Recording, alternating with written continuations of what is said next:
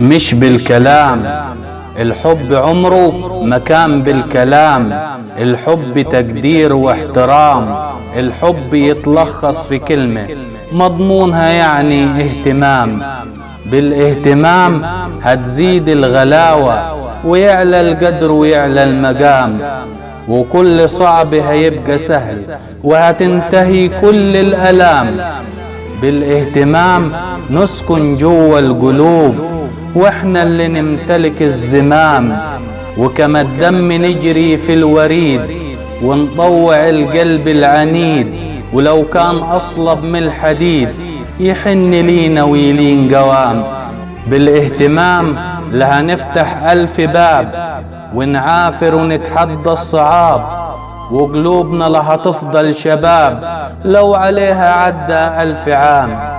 بالاهتمام، والاهتمام زيه مفيش، والحب من غيره ما يسويش. بالاهتمام لها نرجع نعيش حتى لو كنا حطام. الحب عمره ما كان بالكلام.